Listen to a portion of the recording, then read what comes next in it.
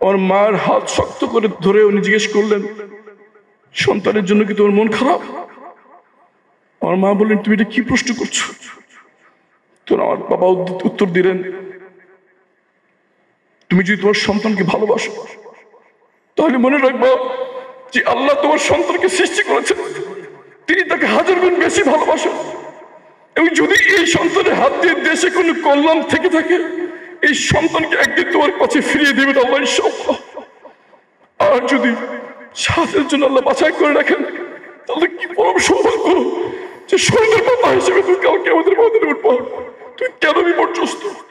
চোখের পানি মুছো, শক্ত হও, মানুষের সামনে তুমি কনফিডেন্টলি কথা বলবা, সবাই দেখবে যে শাহাদাত আমাদের কাম্য বিষয়।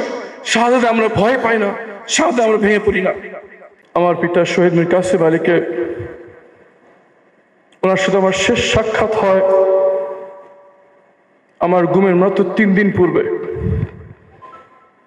মানসিকভাবে আমি বিপর্যস্ত ছিলাম, ঘুমাতে পারছিলাম না, চুল ছিল শুষ্ক, চোখের নিচে কালি পড়ে গিয়েছিল, এবং আমি বুঝতে পারছিলাম ফ্যাসিবাদী শক্তি যে কোনো উপায় ওনাকে করেই ছাড়বে। আমার কাছে প্রচন্ড অপরাধ বোধ কাজ করছিল। একজন আইনজীবী হিসেবে, একটি সন্তান হিসেবে পিতার জন্য কিছুই করতে পারলাম না। অপরাধ বোধ আমাকে তিলে তিলে খেয়ে ফেলছিল, আমার চেহারা নিশ্চয়ই সেটা ফুটে উঠেছিল। কিন্তু আমার পিতাকে আমি যতবার জেলখানায় দেখা করেছি, শেষ মুহূর্তে যখন দেখা করেছিলাম, শেষ সাক্ষাৎ ওনার সাথে আমার সাথে, ওনাকে সদ্য হাস্য জল ওনাকে দেখেছি। সবসময় হাসি মুখে পরিপাটি পোশাকে আমাকে বরণ করতেন যখনই জেলখানায় যেতাম। উনি আমার চেহারা দেখে বুঝতে পারলেন আমার মনের অবস্থা খুবই খারাপ। উনি আমার দিকে তাকিয়ে বলেন, কি ব্যাপার, তোমার এরকম কেন? আমি বললাম যে কোথায় সংবিধান, কোথায় আইন, কোথায় সুশীল সমাজ, কোথায় মানুষের বিবেক? চোখের সামনে সকল আইনের প্রতি উপেক্ষা করে, সংবিধানের কোনো ধারার কোন রকম তোয়াক্কা না করে জলজন্তুটি মানুষকে হত্যা করা হবে। একজন আইনজীবী হিসেবে, একজন নাগরিক হিসেবে আমার জন্য এর চেয়ে কঠিন পরিস্থিতি আর হয় না। পিতাকে হারাবো সেটা নয়, মেনে নিলাম, কিন্তু এই যে ধারা সৃষ্টি হচ্ছে, এটা আমি কোনো মতেই মেনে নিতে পারছি না। উনি হাসি মুখে আমার কাঁধে হাত দিয়ে বললেন, বাবা, আমরা জীবনে অনেক কঠিন সময় পার করে এসেছি, তুমি শুধু একটি জিনিস মনে রাখবা, ইন্না মা'আল উসরি ইউসরা ফা ইন্না মা'আল উসরি ইউসরা। আমাদের এমন সময় আমাদের পার করতে হয়েছে যখন 24 ঘন্টা একটি রুটির বেশি আমরা খেতে পাই নাই, অন্ধকারে অন্ধকারে রাত দিন পার করতে হয়েছে। এবং আমার কাছে মনে হতো যে এই বাংলার মাটিতে হয়তো ইসলামী আন্দোলনের কর্মী আর কোনোদিন দিনের আলোতে হাঁটতে পারবে না। আলহামদুলিল্লাহ, সে অবস্থা থেকে আল্লাহ আমাদেরকে এমন জায়গায় নিয়ে এসেছেন, আমরা প্রকাশ্যে ইসলামের কথা বলে বেরিয়েছি, আন্দোলন করেছি, নির্বাচন করেছি, সরকারের অংশ হয়েছি। এখন আরেকটি পরীক্ষা আমাদের সামনে অপেক্ষা করছে। ইনশাআল্লাহ আমরা যদি ইমানের পরীক্ষা উত্তীর্ণ হতে পারি, এর চেয়ে বড় সফল ইনশাআল্লাহ আল্লাহ একদিন আমাদের দেবেন। এবং কাঁধে হাত দিয়ে বললেন যে বাংলাদেশের ফাইল আল্লাহ নিজে দেখেন, তুমি আস্থা রাখো, তাওয়াক্কুল করো। ঠিক বিদায় দেওয়ার আগ মুহূর্তে উনি এমন একটি কথা বললেন, আমি তৈরি ছিলাম না। উনি আমাকে বললেন, জানাজা নামাজ পড়ানো জানো? আজকে বাসায় যে ভালো মতো জানাজা নামাজ পড়ানো শিখবা। আমার জানাজার নামাজটা তোমাকে পড়াতে হবে ইনশাআল্লাহ। আর আমার পিতার চেহারাটা আমার দেখার সৌভাগ্য হয় নাই।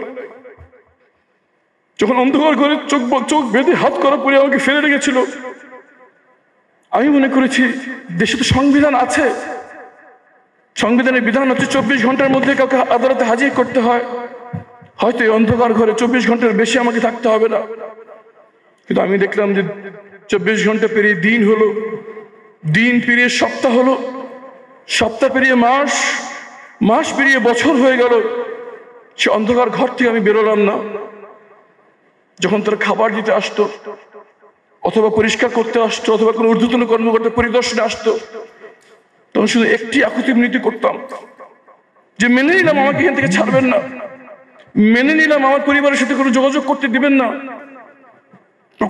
অনেকগুলো মাস হয়ে গেল অন্ধকার ঘরে আমি পড়ে আছি, শুধু একটু কি সন্তান হিসেবে জানতে পারি না যে পিতাকে ফাঁসির কাস্টের সামনে আমি রেখে এসেছি, উনি এখনো বেঁচে আছেন নাকি উনি করা হয়েছে।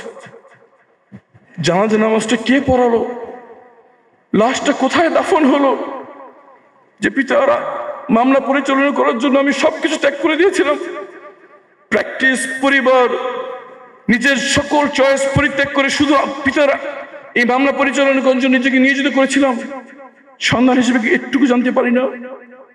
শেষ সাক্ষাতে পিতা আমার ব্যাপারে কি ওসিয়ত করে গেলেন, কি নসিহত করে গেলেন, সন্তান হিসেবে কি এতটুকু জানার অধিকার আমার নাই? উত্তর রাষ্ট্র উপরের নির্দেশ, কিছুই বলা যাবে না। আমি আমার পিতার শেষ নসিহতটা আমার কানে শুনে সৌভাগ্য আমার হয় নাই, কিন্তু আমি বের হওয়ার পর আমার মার কাছে শুনেছি আমার পিতা হাসি মুখে আমাদের বিদায় দিয়েছেন, আমাদের সবাইকে বলেছেন কেউ কাঁদতে কাঁদতে এখান থেকে বের হবো না। আল্লাহর কাছে শাহাদাতের দরজা পাওয়া একটি ইমানদারের জন্য সৌভাগ্য, সুতরাং তোমাদের জন্য কেউ কাঁদতে না থাকে। সবাইকে এই নির্দেশ দিয়ে হাস্য জুলজুল উভয়ে সবাইকে বিদায় দিয়ে আমার মাকে আলাদা করে নিয়ে গেলেন। আমার মা তখন বিপর্যস্ত অবস্থায়, সন্তান গুম, পিতা স্বামীকে একটু করা হবে, মানসিকভাবে ওনার উপর কি যাচ্ছে এটা বলাই বাহুল্য। আমার মার হাত শক্ত করে ধরে উনি জিজ্ঞেস করলেন, সন্তানের জন্য কি তোমার মন খারাপ?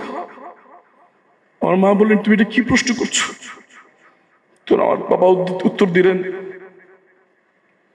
তুমি যদি তোমার সন্তানকে ভালোবাসো তাহলে মনে রাখবা যে আল্লাহ তোমার সন্তানকে সৃষ্টি করেছেন, তিনি তাকে হাজার গুণ বেশি ভালোবাসেন, এবং যদি এই সন্তানের হাত দিয়ে দেশে কোনো কল্যাণ থেকে থাকে এই সন্তানকে একদিন তোমার কাছে ফিরিয়ে দেবেন আল্লাহ ইনশাআল্লাহ।